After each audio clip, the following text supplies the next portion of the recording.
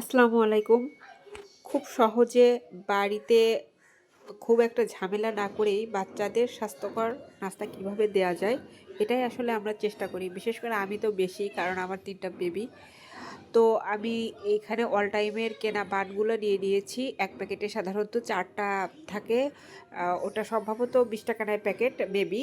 আর এটা হচ্ছে প্রাণের বা রাঁধুনির রসুনের সস। তো আমারটা প্রাণের রসুনের সস ছিল। আমারটা আসলে এত বেশি ভালো লাগেনি আমার কাছে, কারণ আমি এর আগে গোল্ডেন হারভেস্টেড রসুনের সসটা কিনেছিলাম। ওইটা খুবই ভালো লেগেছিল। ওইটা ভেবেই এটা নিয়েছিলাম। তবে এটা আমার খুব ভালো লাগেনি। তো কিনে ফেলেছি, এজন্য দিয়েছি। তারপর খুব একটা খারাপ না। তবে সবচেয়ে ভালো হয় গোল্ডেন হারভেস্টের সসটা নিলে। আর হ্যাঁ, মেয়োনিজ আমি দেইনি, কারণ আমার কাছে কেনা মেয়োনিজটা ভালো লাগে না। নিজের তৈরি মেয়োনিজটা ভালো লাগে। তখন আমার কাছে নিজের তৈরি করা মেয়োনিজ ছিল না। এজন্য শর্টকাটে এটা দিয়েও করা যায়। এজন্যই আমি এটা দিয়ে দেখিয়েছি। আর এটা হচ্ছে চিকেন। কারোর যদি বাসায় রান্না করা থাকে, যদি ২-১ টুকরা চিকেন বেঁচে যায়, ওটা ছোট করেও দেওয়া যায়। কিংবা সবজি ভাজি থাকলে। আর আমি এখানে অবশ্য আলাদাই করে নিয়েছি। আমি মুরগির বুকের পিওর মাংসটা আসলে কেউ খেতে চায় না তেমন।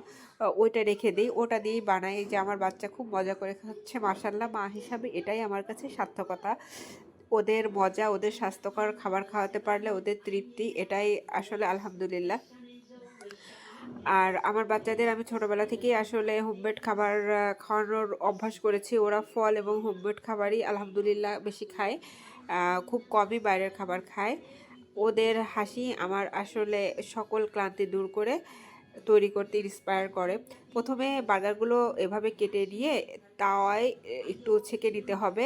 হালকা বাটার দিয়েও ছাকা যেতে পারে, এমনিতেও ছেঁকে নেওয়া যেতে পারে। আর হচ্ছে তারপরে হচ্ছে একটু অলিভ অয়েল অথবা খাবার তেল গরম করে পেঁয়াজ এবং ধনেপাতা সাথে সবজিও দেওয়া যায়। শীতের সময় আসলে সবজিটা খুব ভালো লাগে, বাচ্চাদেরও সাথে সবজি খাওয়া হয়ে যায়।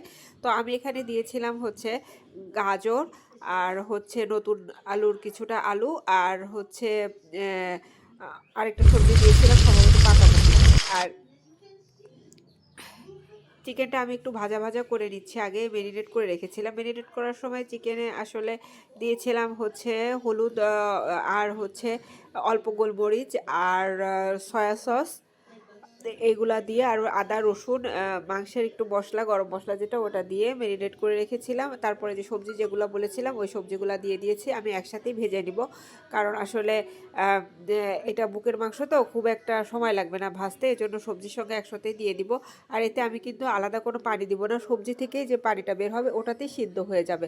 এটা একটু হালকা করে নেড়ে ভেজে নিয়ে তারপর ঢাকনা দিয়ে ঢেকে রাখলেই পানিটা বের হয়ে আসবে।